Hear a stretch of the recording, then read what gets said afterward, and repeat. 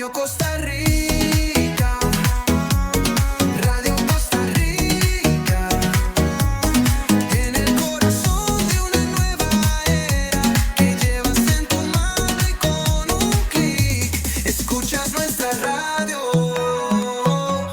Radio Costa Rica, Radio Costa Rica, la onda digital que une Costa Rica.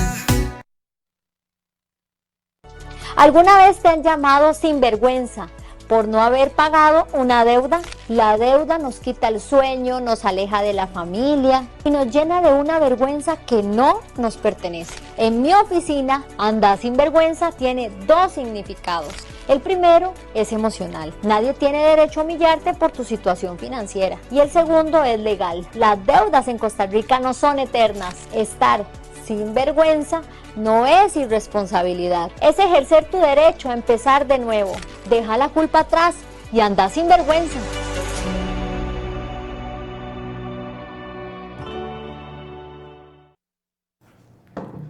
Bueno, y estamos otra vez aquí en el programa Anda Sin Vergüenza con la licenciada Carla Herrera y hoy tenemos un invitado especial que es una persona de muchos conocimientos y tenemos al licenciado Aguilar, que sería Maurilio Aguilar, que él es director corporativo del Banco Popular. Don Maurilio, buenas noches. No, para mí, encantado de estar acá acompañándote en este programa y a toda la audiencia para compartir algunos consejos. Y vieron un zapis, se me iba a ir el nombre de don Maurilio, qué pena, don Maurilio. Qué nombre muy raro, pero... No, pero es un nombre único y especial, porque es un nombre diferente.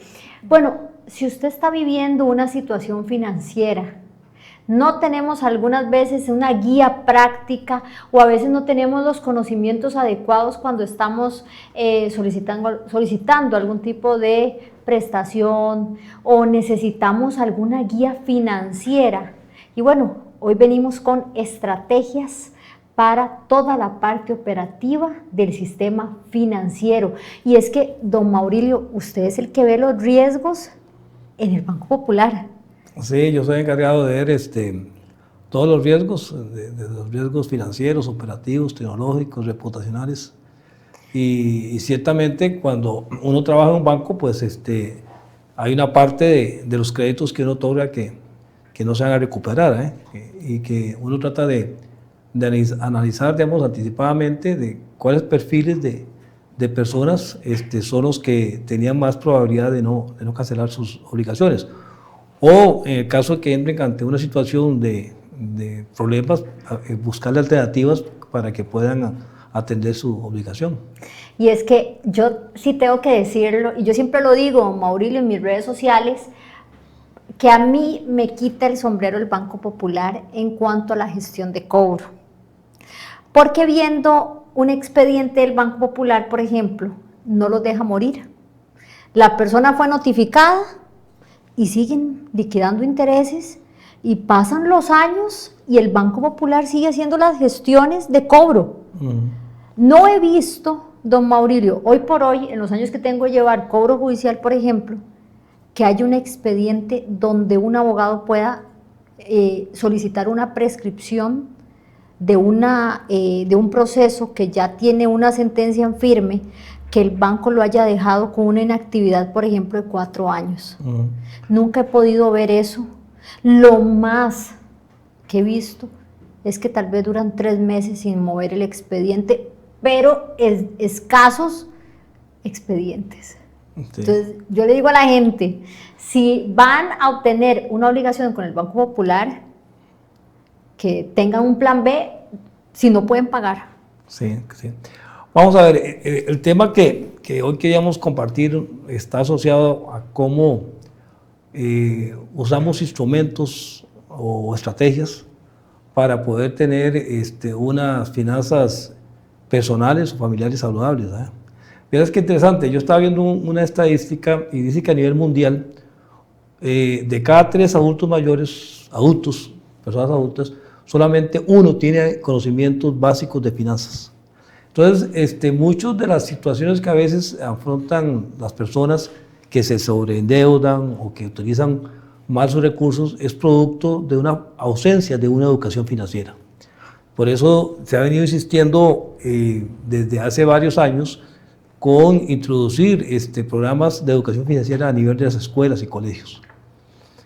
Ahora, el tema de educación financiera, a veces uno piensa que la persona que tiene nivel de ingresos altos es una persona que no tiene problemas económicos, o que los problemas económicos solamente lo enfrentan las personas de ingresos bajos.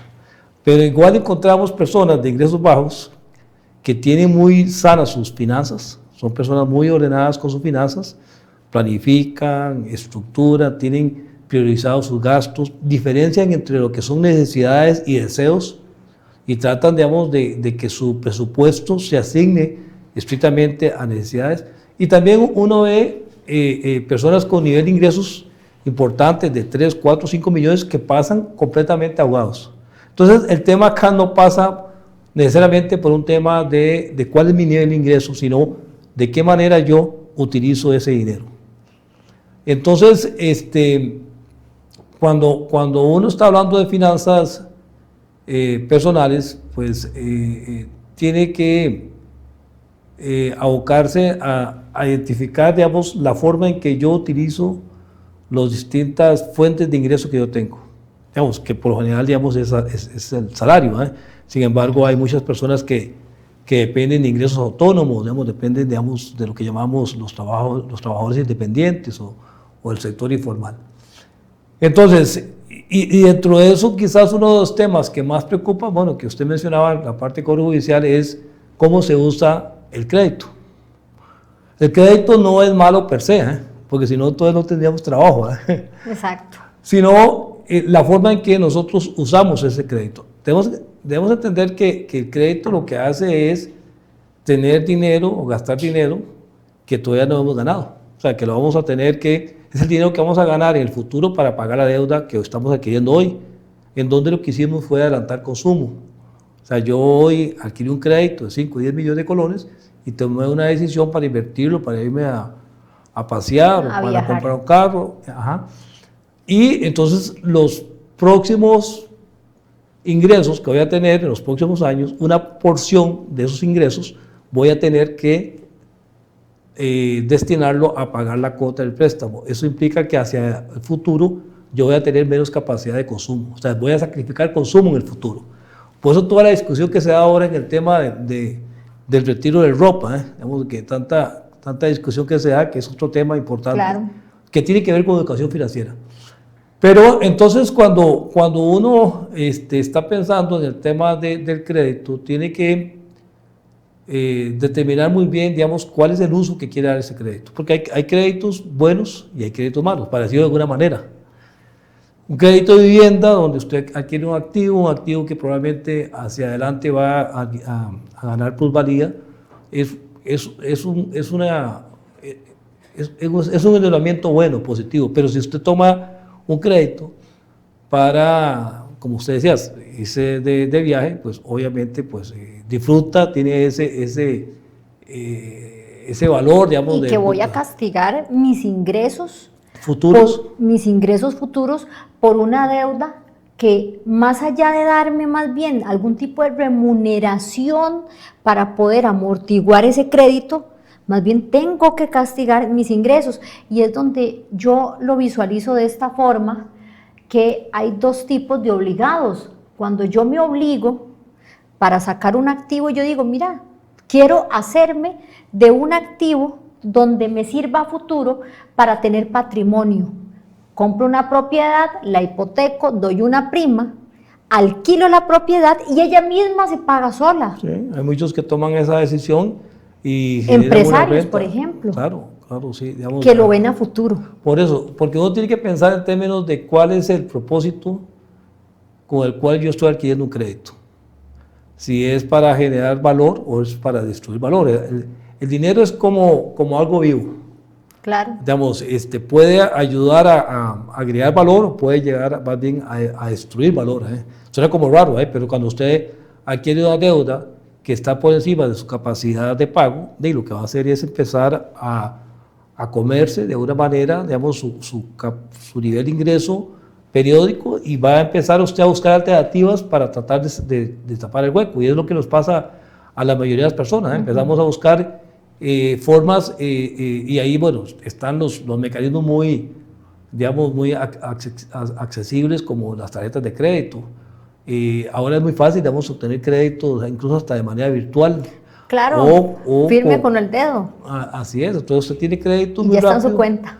Ahí está su cuenta y después viene la atención de cómo Y pagar. no leen las tasas, si son fluctuantes, si Sí. hay una variante. Sí.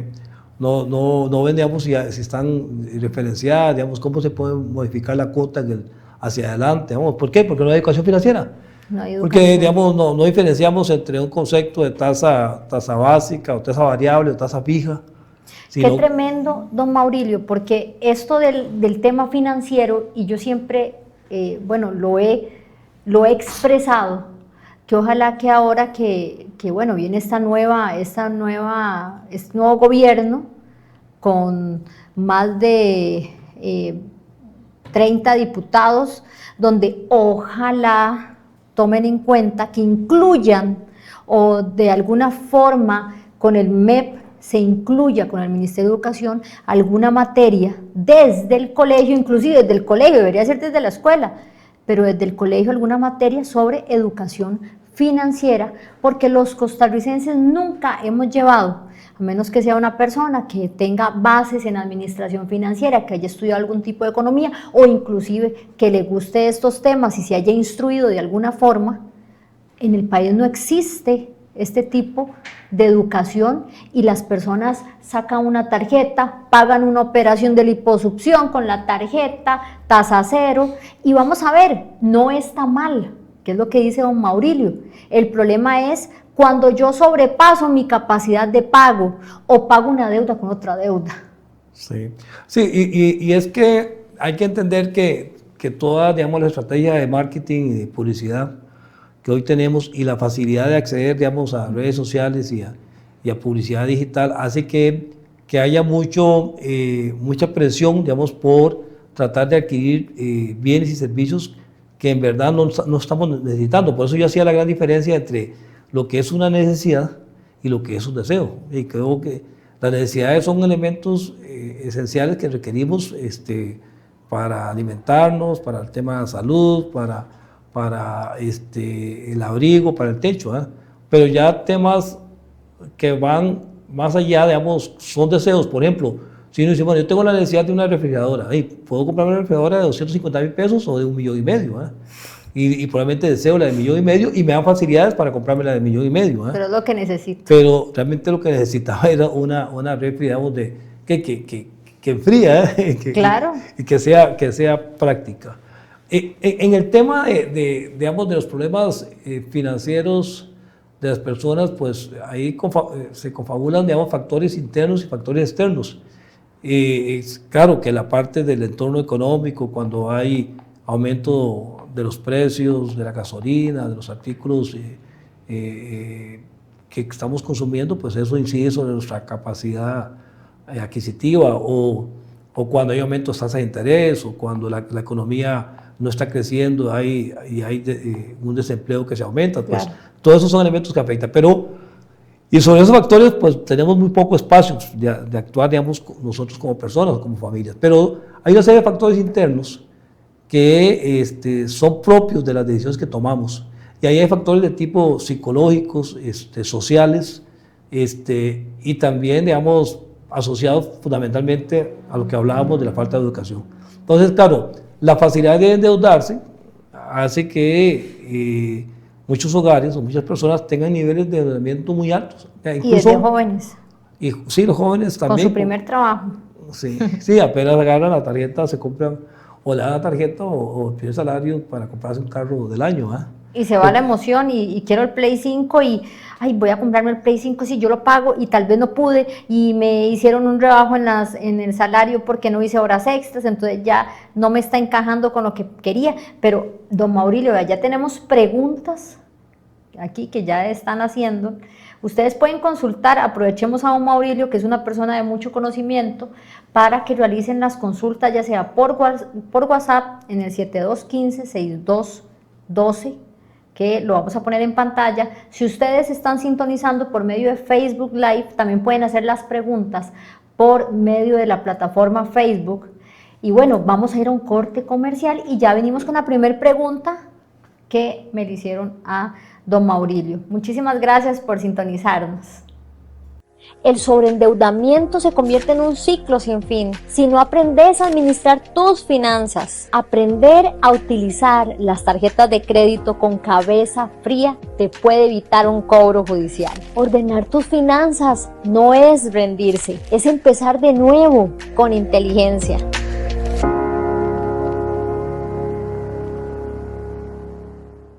Muchos piensan que cuando el banco remata la casa, la deuda desaparece, pero si el remate no cubre todo el monto, el saldo restante se convierte en una deuda personal, igual que una tarjeta de crédito. Si estás pasando por esto, revisemos juntos tu caso. Hay caminos legales para detener esos abusos.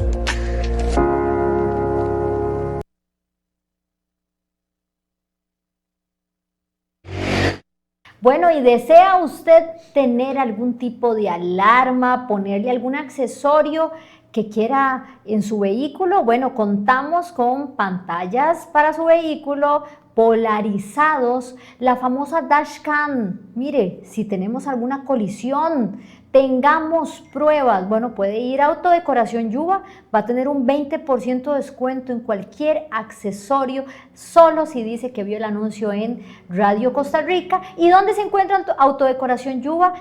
Del Centro Comercial del Sur, 200 metros norte, contiguo a los multifamiliares. Puede también ubicarlos por medio de Instagram, Facebook y al teléfono 8846-0027. Aproveche y ponga el carro bien bonito. Bueno, volvemos otra vez con este tema de la parte financiera, estrategias. Estaba conversando con don Maurilio de un libro, lo recomiendo y lo leí, que son El hombre más rico de Babilonia. Uno de los principios que hablaba ese libro era el ahorro. Ahorrar de todo lo que recibís como mínimo un 10%, y eso es lo que hablaba con usted, don Maurilio. Mire, aquí tenemos una pregunta que sería: ¿cuáles considera usted como pilares indispensables para construir una base financiera sólida? Sí, bueno, lo primero, que uno sabe que a nivel de los ingresos en el corto plazo son, digamos, más estables, ¿no? Es decir, uno tiene un salario, es más difícil, digamos, en el corto plazo incrementar los salarios o los ingresos. Donde uno tiene mayor posibilidad de actuar son sobre los gastos. Entonces, lo que uno tiene que primero aprender es hacer una priorización de esos gastos. O sea, es bueno llevar lo que llamamos un presupuesto y tener clasificados los gastos según rubros, por ejemplo, los gastos de vivienda, servicios públicos, de alimentación, de diversión, comunicación, etcétera. Y poder hacer una jerarquización de esos gastos, de tal manera que uno pueda ubicar cuáles son los gastos que son imprescindibles, que son necesarios, cuáles son aquellos que uno tiene alguna flexibilidad para poder prescindir de ellos, y aquellos que uno puede del todo prescindir. Digamos, por ejemplo, uno le gusta salir, digamos, a comer con la familia, digamos, entonces probablemente si lo hacía una vez por semana, decimos, bueno, voy a salir cada 15 días o una vez al mes. Puede convertirse en gasto hormiga. ¿Ah? El famoso gasto hormiga. Sí, sí, claro, también. Entonces, cuando uno empieza a saber, porque parece mentiras, a veces ni siquiera sabemos en qué gastamos, ni cómo lo gastamos. Los cafecitos de Starbucks. Sí, exactamente. Empieza uno a sumar y todo suma. De pronto todo uno dice, mira, ay, gasté en Uber 50,000 pesos esta semana. O sea, es decir, entonces es muy, digamos, para la persona que hacía la consulta, lo primero que uno tiene que saber es en qué está gastando y cómo lo está gastando, y si realmente lo que está gastando es lo que necesita, o si hicieron a compras impulsivas, que sacan mucho. Veamos, como decía ahora, la accesibilidad de comprar en línea, la publicidad nos lleva inmediatamente, ay, eso me gusta, pero realmente lo necesitaba, lo necesitaba realmente en ese momento, o ese tipo de características. Entonces, la idea para poder mejorar las finanzas públicas, las finanzas personales, No se preocupe. es tener, digamos, un buen mecanismo para identificar los gastos. Y, como vos decías, una estrategia es tomar el ahorro como un gasto fijo. Dice, usted dice, bueno, yo tengo el gasto de la electricidad, pago 30,000 pesos de electricidad, bueno, de agua 15,000, ok, bueno, yo gano 700,000, voy a coger 70,000 por mes, o sea, 17,500 por semana, lo ve como que si fuera un gasto. O sea, así. Hay otros métodos que la gente utiliza como el uso de sobres, en donde va poniendo, digamos, los Claro. distintos consumos que tiene, de tal manera que si no alcanza para otra cosa, usted no lo gasta. Pero cuando uno tiene toda la plata ahí y tiene facilidades como tarjetas, empieza a comprar lo que no necesita y después se le hace una bola de nieve. Y es que, don Maurilio, yo lo veo de esta forma. Vamos a ver, nadie está exento a pasar una situación de una enfermedad. Si recibimos un salario, por ejemplo, ¿podemos tener deudas? Sí, claro, que contemplemos dentro de nuestros ingresos y que tengamos la facilidad para poder hacer un consumo de una calidad de vida que la llevemos bien, pero nadie está exento a no tener alguna enfermedad, algún caso fortuito. ¿En qué sentido? Mira, le pasó a un cliente mío haciendo un trabajo con un metao. El metao es uno de los instrumentos más peligrosos, digo yo, porque usted se puede cortar un pie con un metao. Este señor, desde el dedo gordo del pie hasta más arriba, se dejó el hueso al descubierto con un metao. Ok, ¿qué pasa? Una emergencia, que la caja no lo atendió, que necesita una cirugía rápida porque se tocó el ligamento. Entonces, yo lo que me pongo a ver, don Maurilio, es que una emergencia, que por eso se llama emergencia, porque no estamos esperando ese tipo de situaciones, ese fondo puede servir para eso. Claro, claro. Hay estadísticas, Carla, que establecen que el 78% de las personas en un lapso de 10 años van a enfrentar al menos un incidente de emergencia, un accidente de tránsito, una enfermedad como mencionabas vos, un divorcio, que también entonces, siempre es oportuno y uno nunca piensa en la previsión, digamos, uno nunca piensa en decir, bueno, voy a destinar esta fracción de mi ingreso para cubrir cualquier contingencia, Claro. que puede parecer. Y como le digo, las estadísticas lo respaldan.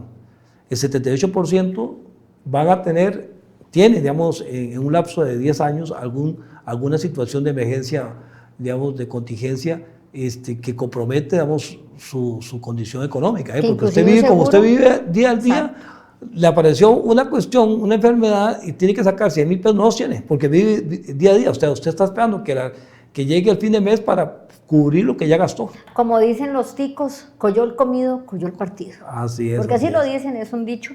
Pero, aquí yo le tengo una pregunta, don Maurilio, que es así la formulé yo. ¿Cuál es la diferencia o cuál es la clave entre una deuda buena y una deuda mala? ¿Y en qué momento es saludable adquirir un compromiso crediticio que siga?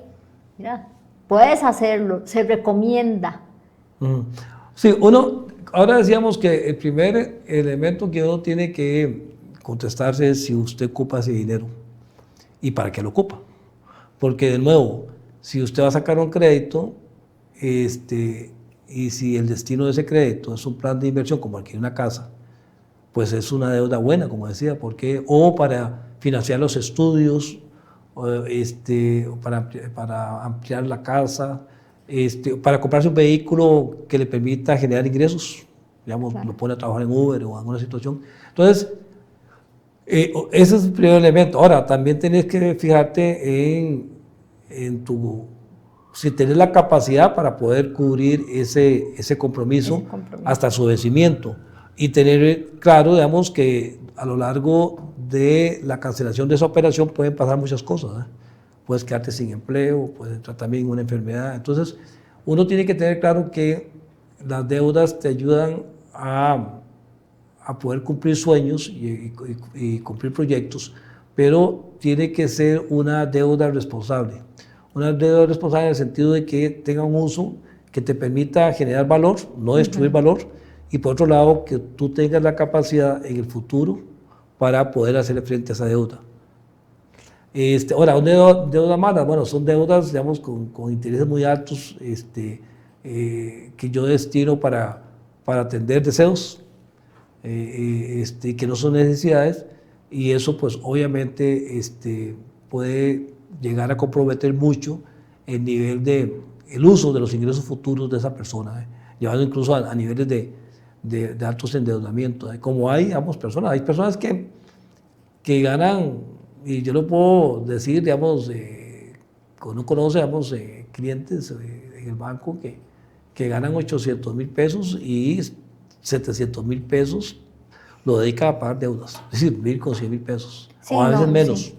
A veces de pronto uno dice, mira, ¿cómo este cliente puede tener, digamos, un ingreso de 800,000 y paga deudas por 800,000 todos los meses? Sí, y es que también hay situaciones donde comprometen el salario y dicen, como yo hago estos camaroncillos, como dicen, o hago estos trabajos extras, vivo con esto.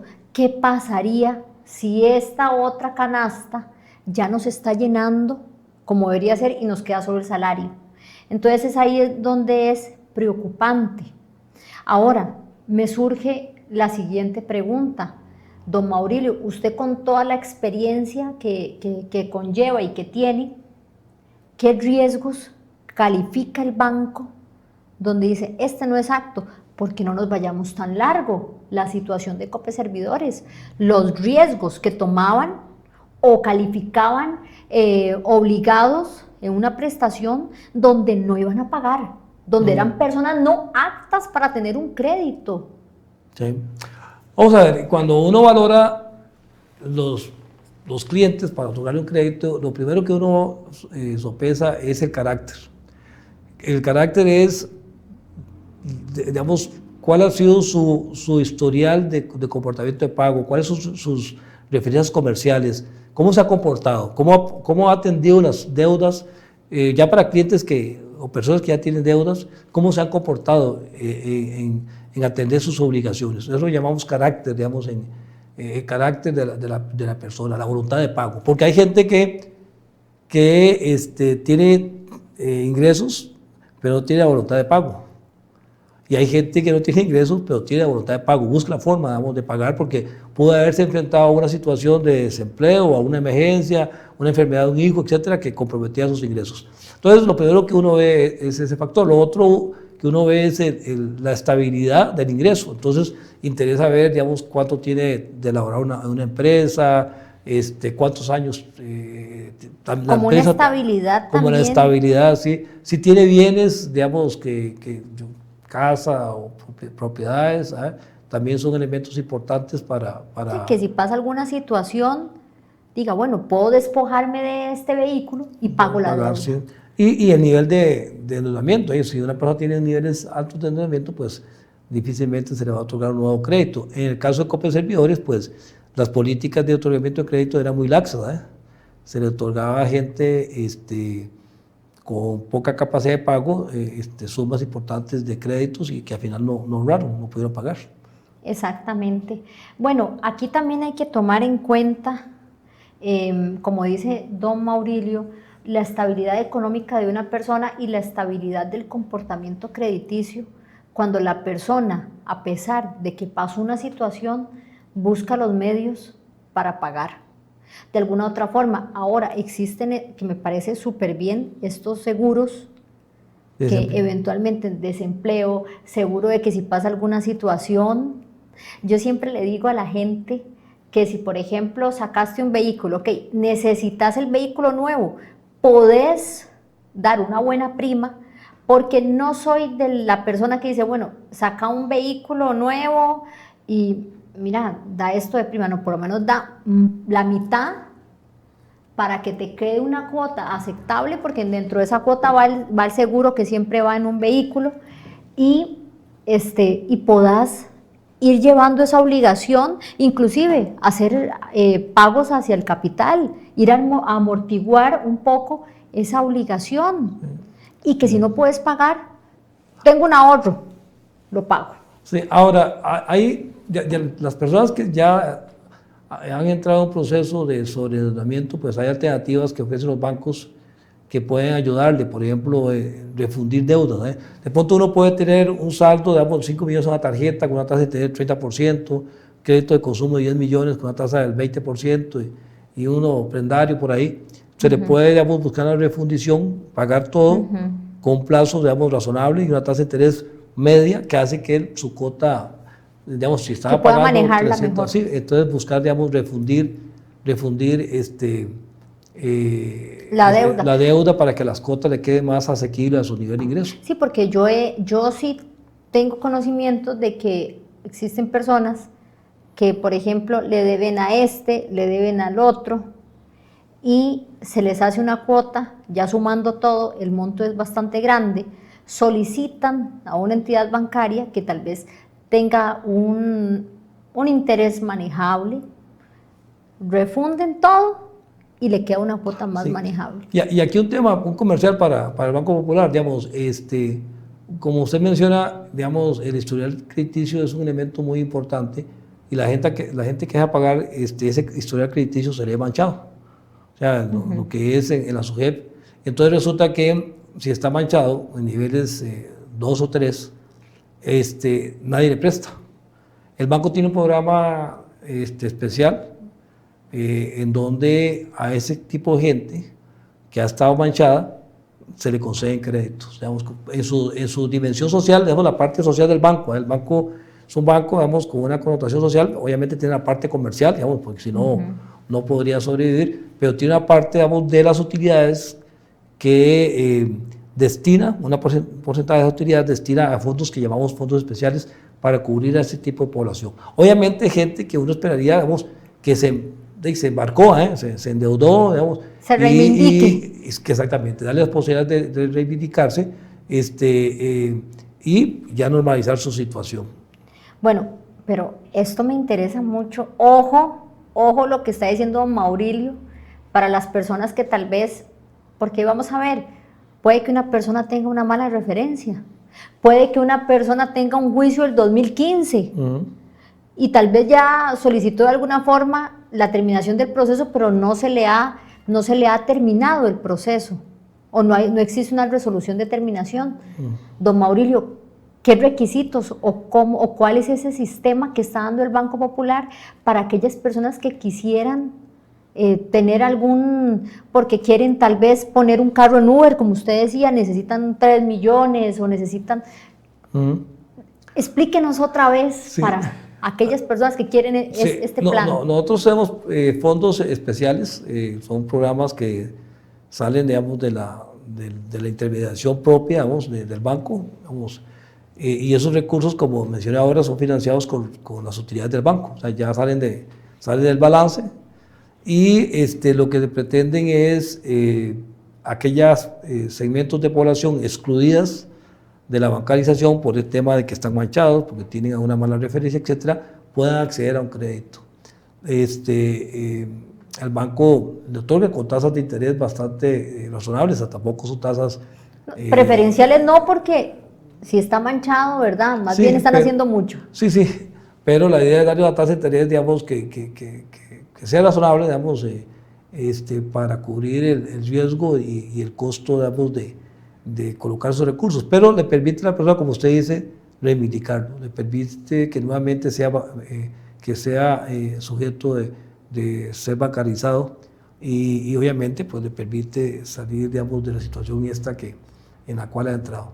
Ahora, y la persona va al banco, ¿cómo? Porque vamos a ver, porque cuando una persona va a un banco, don Maurilio, lo primero que dicen es hacerle, bueno, lo de la SUGEF, ¿verdad? El SIC, y posteriormente la consulta en las protectoras de crédito, pero la persona que dice, mire, es que vengo por un programa especial, o sea...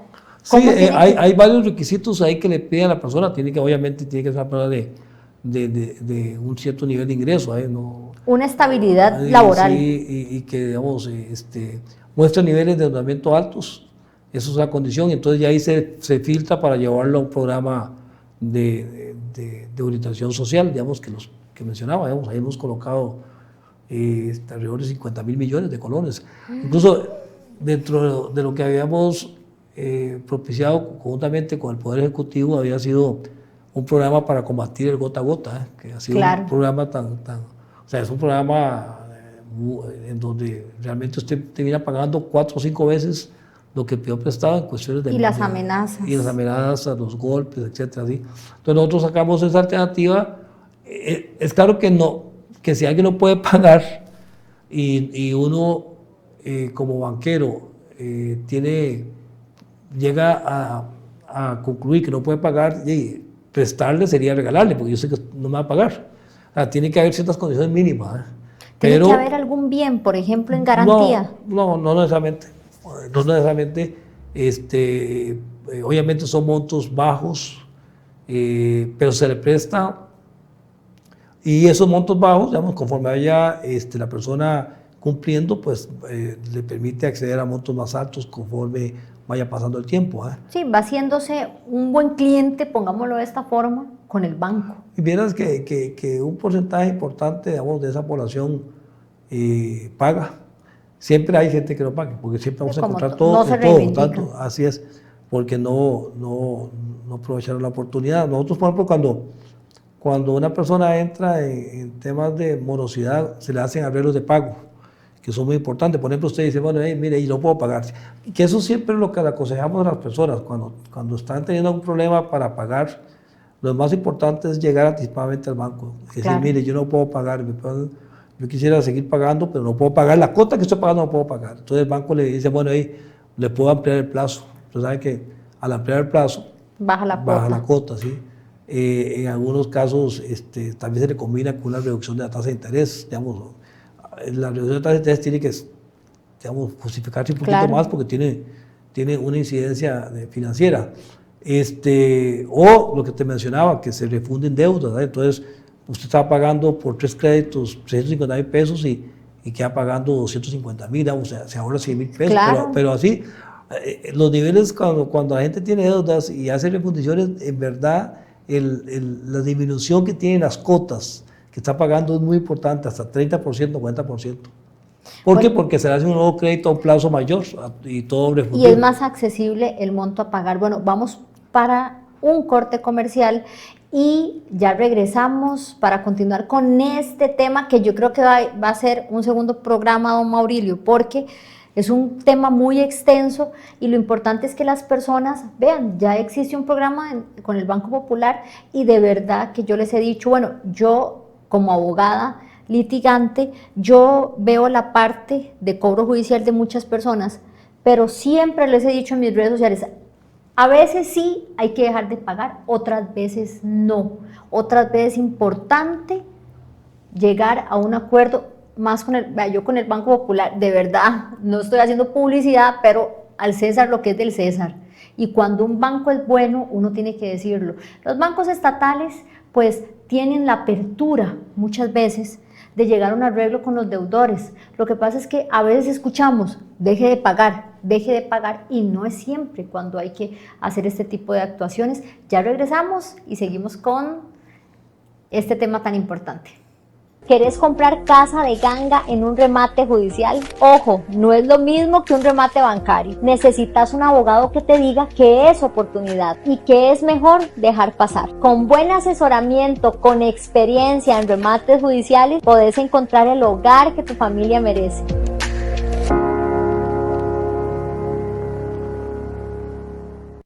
¿Has pensado qué pasaría con tu casa si decides desde ahora ponerla a nombre de tus hijos? Muchas personas quieren hacerlo, pero temen perder su techo o el control sobre su propio patrimonio. El usufructo es una alternativa inteligente. Es un acto registral donde la propiedad pasa a nombre de tus hijos. Organiza tu patrimonio hoy, sin perder tu seguridad mañana.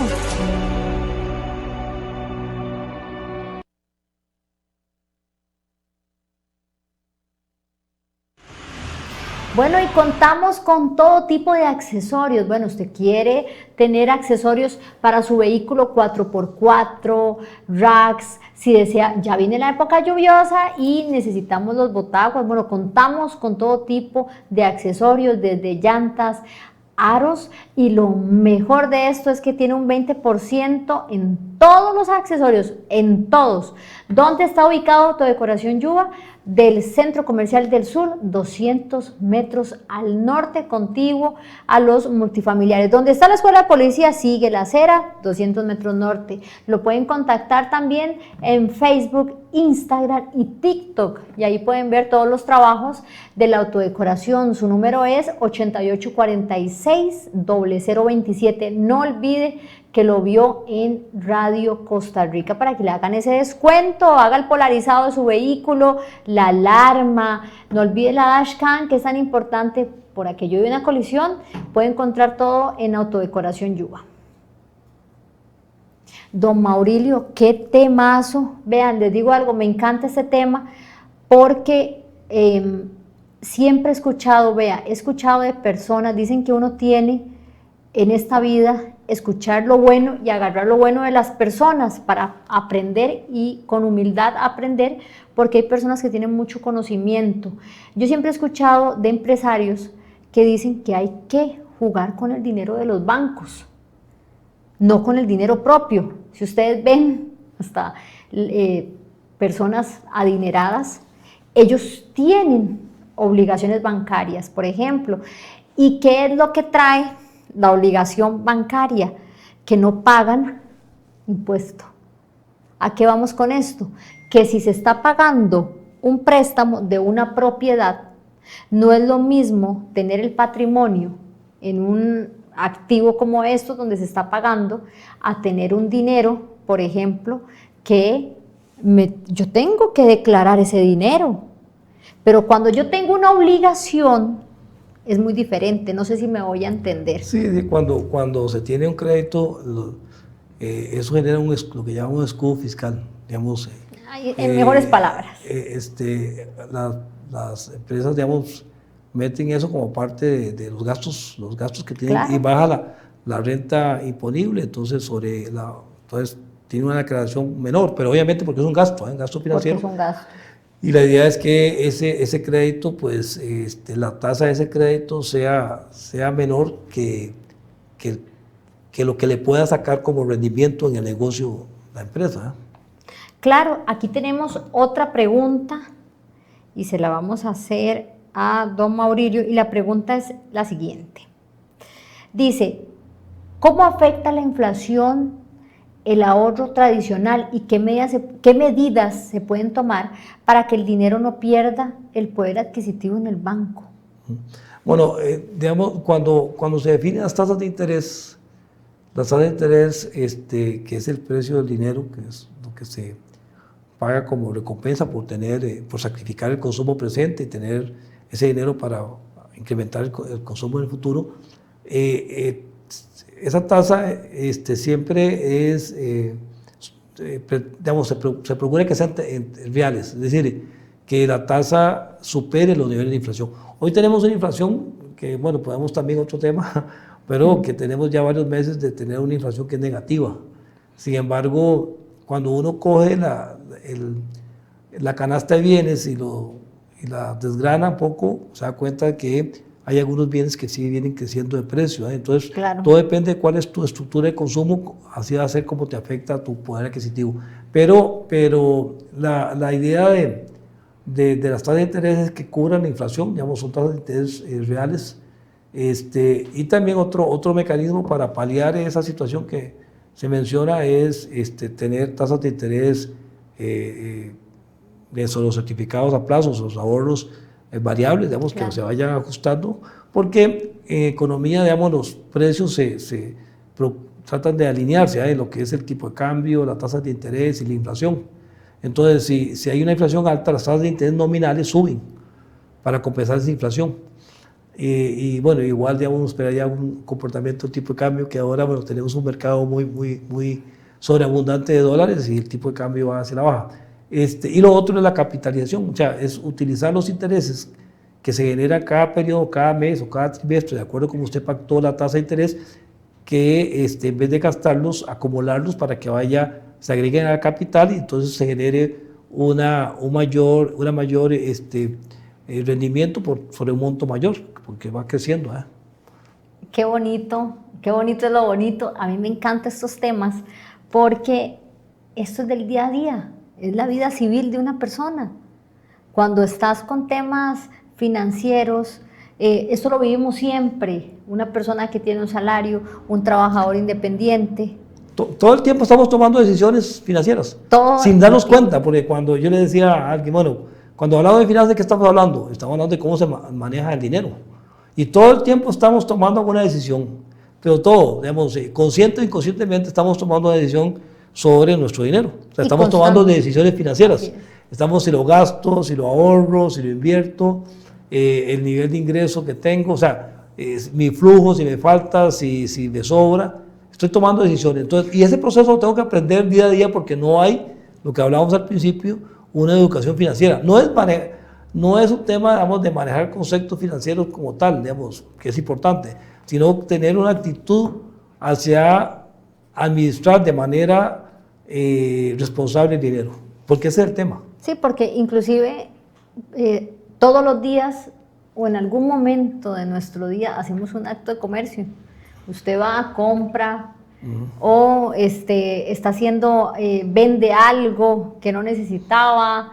Y es importante esas bases, inclusive lo que conversábamos ahora de cómo influye en una vida de pareja, en un hogar, en una familia, cuando se cae o se recae en un tema de una prestación, no lo puede pagar, los temas financieros están complicando la vida en común de pareja. Claro, eso es un tema, un factor crítico, digamos, que explica gran parte de los divorcios que se dan, porque las personas no logran ponerse de acuerdo, vamos, en la administración del presupuesto, que usted está gastando mucho, que usted está dando muy poca plata, que usted tiene que encargarse de tales cosas y usted se está abusando conmigo porque yo estoy pagando las cosas, no estamos distribuyendo bien las cargas, entonces al final terminan, digamos, con una alta disonancia. Una controversia. Una controversia y se separan. Sí, o alguno es muy ordenado y el otro es muy desordenado. Y gasta y me fui al mall, a Multiplaza y me compré este vestido que me encantó y tal vez tengo 50 vestidos, pero no era necesario. Sí. A mí me gusta una frase que dice que la forma en que usted administra el dinero dice mucho de cómo usted es. De cómo es su vida. Sí, de cómo es usted, digamos, porque si usted administra, digamos, si usted es muy planificado y es planificado con el dinero, así va a ser, digamos, con todas sus cosas. Si es ordenado con el dinero, va a ser ordenado con sus cosas. Entonces, dice que el dinero, la forma en que usted administra el dinero habla mucho de cómo es la persona.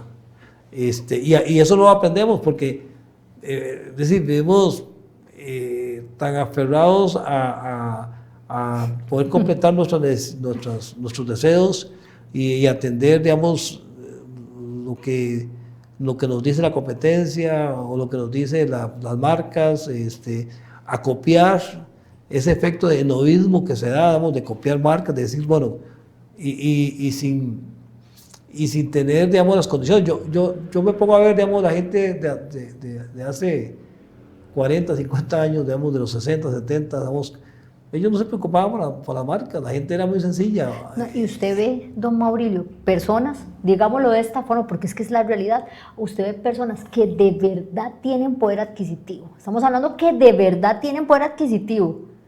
Una camisa blanca, un pantalón, inclusive van a la ropa americana, ¿sí? No les importa, pero tienen propiedades, pero son finqueros, pero tienen sus buenos carros.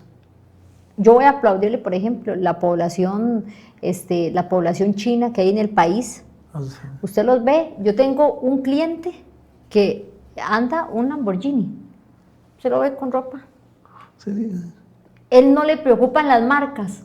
Y es que, vamos a ver, si vamos a tener una tarjeta de crédito, volviendo a esto, yo en mi caso, las tarjetas de crédito dan ciertas regalías o beneficios. Beneficios, sí, claro. Por ejemplo, si compras con la tarjeta te ganas el 2% de cada compra que haces, entonces eso se convierte en plata, entonces vas y puedes comprar gratis. Entonces, una de las formas que yo utilizo es, bueno, compro la comida con la tarjeta, yo tengo la plata, compro la comida con la tarjeta y luego pago. Claro, esa es la forma, Me estoy digamos, ganando el 2%. sí. Usted lo que no puede utilizar la tarjeta es como instrumento de financiamiento. Usted tiene que utilizarla como medio de pago. Entonces, como usted dice, yo digo, bueno, yo voy a pagarla, pero yo tengo la plata, ¿sabe? Incluso ni siquiera tengo que pagarlo inmediatamente porque la tarjeta te corta y te da 15 días para pagar sin intereses. Sí. Entonces, usted se gana toda esa plata. Paga, Dice, bueno, hace el pago yo de sé, contado. entonces pago de contado y se bonifica, digamos, los beneficios que están ahí establecidos, que son variados. Y es que es muy fácil, porque a mí me dicen las personas, es que yo esa tarjeta yo no la sé usar, en la fecha de corte, la fecha del pago, entonces yo les digo, vea, la fecha de corte significa que después de esa fecha de corte, cuando usted utiliza la tarjeta, tiene como 22 o un mes para pagar. Siempre pague antes de la fecha de pago, aprendas eso de memoria. Antes de la fecha de pago, un día antes esté pagando el pago de contado. Sí, bueno, y si no puede pagar el pago de contado, por lo menos pague algo más del pago mínimo. Y trate de no utilizar más del 30% del saldo que tiene la tarjeta. Vamos, si la tarjeta es de $10,000, trate que nunca le pase los $3,000. O sea, es decir, no la use hasta, a menos que sea transitoriamente una emergencia, porque y que usted sabe que va a tener una plata fija. Que le va a entrar aguinaldo o algo, pero sí dice, bueno, es que me urge hacer eso. Entonces, Sí. es un buen instrumento en la medida en que usted sepa usarlo, como toda la vida. Claro. Y don Maurilio, bueno, para terminar y darle a las personas ya este último tips que es tan importante, y yo sé que usted nos va a dar aquí toda la alimentación financiera, cómo mantener la disciplina y la motivación para seguir una estrategia financiera, incluso cuando surgen imprevistos o tentaciones de consumo. Bueno, de modo es como cuando usted está tratando de seguir una dieta. A usted le pueden dar muchos mecanismos para poder bajar de peso, pero al final, ¿de qué depende? De su actitud, de su compromiso. Igual yo le diría a las personas en términos de las finanzas, yo les puedo hablar acá de hacer presupuestos, de hacer flujos de cajas, de refundir deudas, de usar bien la tarjeta de crédito, pero al final aquí lo que se trata es que nosotros asumamos el compromiso realmente de gastar lo que realmente podemos gastar. Y tenemos que resistirnos a las tentaciones de esas compras imprevistas que salen ahí en promociones, y tener bien claro cuáles son realmente los gastos que son estrictamente necesarios y establecer un programa para ir restringiendo, reduciendo o eliminando aquellos gastos que no son necesarios. Eso va a permitir liberar recursos para poder ir generando un ahorro. Usted tiene que tener un ahorro, como mencionaba la licenciada Carla, en el sentido de que uno va a enfrentar en algún momento alguna situación, ojalá que no, pero van a haber imprevistos, y tener un fondo de emergencia es un elemento fundamental. Pero ese fondo de emergencia solamente se logra si usted propicia un uso eficiente de sus ingresos, gastando en lo que es estrictamente necesario. Así es. Don Maurilio, muchísimas gracias por el programa. A mí me encantó y yo espero que tengamos parte 2 de esto.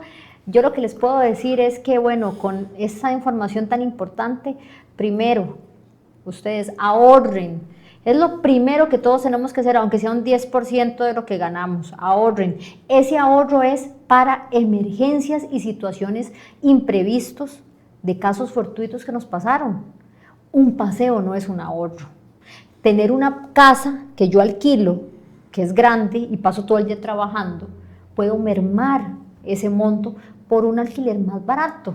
Una hipoteca donde yo vivo no es una inversión, tengo que alquilarla para que se pague sola. Pero algunos de estos tips vamos a seguirlos viendo y espero que don Maurilio esté con nosotros para poder reorganizar o tener una estrategia comercial.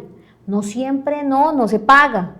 a pesar, aunque la ley dice que prescriben las deudas, a veces tenemos otras opciones que podemos acudir. Y bueno, les mando un abrazo, un beso enorme a todos los que nos están viendo y vienen más profesionales de calidad con experiencia. Muchísimas gracias a todos y espero el otro martes verlos de nuevo. Muchas gracias, don Maurilio. Buenas noches. ¿Alguna vez te han llamado sinvergüenza por no haber pagado una deuda? La deuda nos quita el sueño, nos aleja de la familia y nos llena de una vergüenza que no nos pertenece. En mi oficina, Anda Sinvergüenza tiene dos significados. El primero es emocional. Nadie tiene derecho a humillarte por tu situación financiera. Y el segundo es legal. Las deudas en Costa Rica no son eternas. Estar sin vergüenza no es irresponsabilidad, es ejercer tu derecho a empezar de nuevo. Deja la culpa atrás y anda sin vergüenza.